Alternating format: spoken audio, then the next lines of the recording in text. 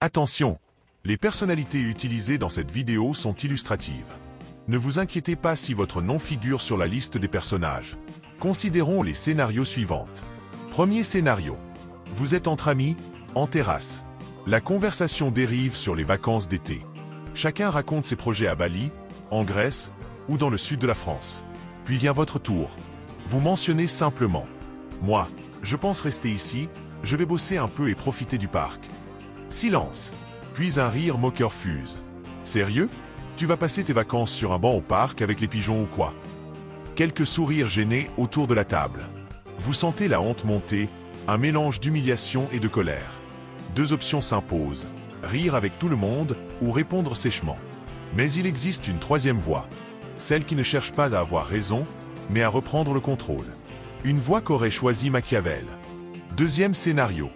Vous êtes en pleine réunion au travail. Vous exposez une idée, et soudain, un collègue lâche. Franchement, t'appelles ça un plan ? Même mon petit cousin aurait fait mieux. Les rires fusent. Vous sentez vos joues brûler. Dans votre tête, deux options, répliquer ou vous justifier. Mais il y a une troisième voie, celle qu'aurait choisi Machiavel. Une voie qui ne donne pas la victoire à celui qui vous attaque, mais qui vous la donne à vous. Troisième scénario. Vous êtes à une soirée entre amis. L'un d'eux commence à parler de ses origines italiennes avec fierté. Un autre enchaîne sur ses voyages au Japon. Puis vous mentionnez calmement. « Moi, je viens du Bénin. J'y retourne cet hiver, voir ma famille. » À ce moment-là, un sourire narquois s'affiche sur le visage d'un ami. « Ah oui, tu vas laisser Paris pour aller dormir dans une cabane ? Fais gaffe aux lions là-bas. » Rire. Pas tous méchants, mais tous gênants. Vous sentez vos muscles se tendre. Vous hésitez, répondre par une pique ou faire semblant de rire. Mais il existe une troisième voie. Une voie que ne voient que ceux qui refusent la honte. Une voie que Machiavel aurait empruntée non pas pour blesser, mais pour dominer. Il faut comprendre une chose essentielle. L'humiliation n'est pas juste un manque de respect. C'est une stratégie sociale. Elle vise à réduire votre statut devant un groupe, tout en élevant celui de l'attaquant. Plus il y a de témoins, plus la blessure est profonde. Et c'est souvent très bien calculé. Prenons un exemple. Au dîner de famille, votre oncle balance. Toujours célibataire ? Tu attends que le prince charmant frappe à ta porte. Si vous vous énervez, vous passez pour une personne fragile. Si vous vous justifiez, vous entrez dans son terrain de jeu. Il garde le contrôle. Et vous, vous perdez la main. Prépare-toi au conseil d'E. Machiavel. Avant de commencer, si ce contenu te pousse à réfléchir, si tu sens qu'il ouvre une autre façon de voir le monde, loin des discours simplistes qu'on entend partout, alors pense à t'abonner. C'est un geste simple, gratuit, mais qui donne de la force à ce travail indépendant. Un like, un commentaire ou un partage, ce n'est pas grand-chose, mais c'est ce qui permet à ces idées de circuler, d'atteindre d'autres esprits curieux. Et si tu fais déjà partie de cette communauté, merci. Sincèrement, c'est grâce à toi que tout cela prend vie. Le conseil de Machiavel. Regardons ce que Machiavel aurait fait. Dans Le Prince, il explique que le pouvoir durable repose moins sur la force que sur la perception. Ce que les gens retiennent, ce n'est pas toujours ce qui est vrai, mais ce qui a l'air vrai. Dans une scène d'humiliation, ce n'est pas avec l'assaillant que vous jouez, mais c'est avec le public. Ce sont eux les arbitres. Et la règle d'or, c'est ne jamais réagir dans la précipitation. Celui qui garde son calme maîtrise la scène. Il montre qu'il n'est pas déstabilisé. Prenons un exemple.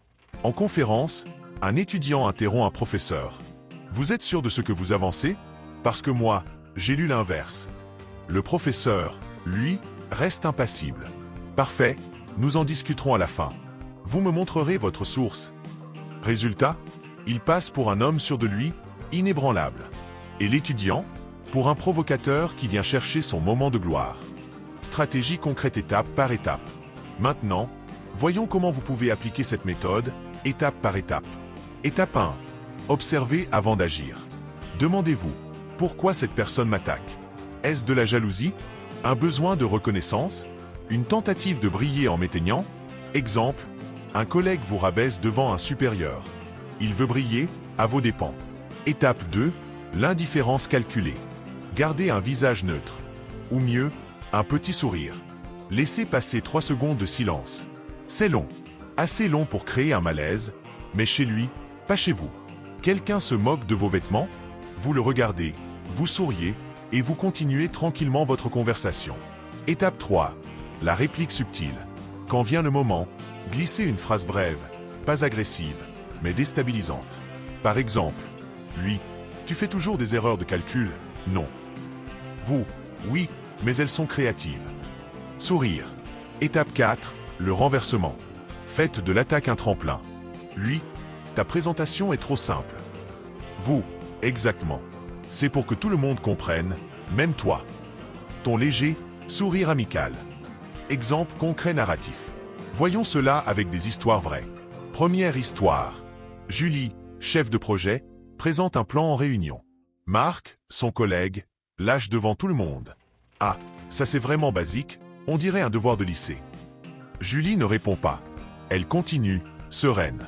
Puis, à la fin, elle présente un graphique. Une analyse inédite qui résout un problème vieux de 6 mois.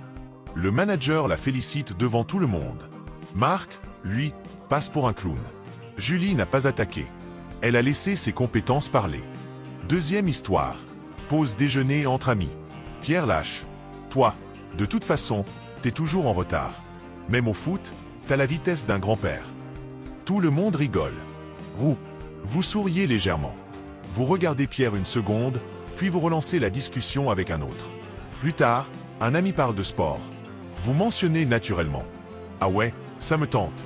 Je prépare un triathlon, justement. J'ai fait un semi il y a 2 semaines. Résultat, c'est vous qui brillez. Pierre passe pour un mec à côté de la plaque. Conclusion et appel à l'action.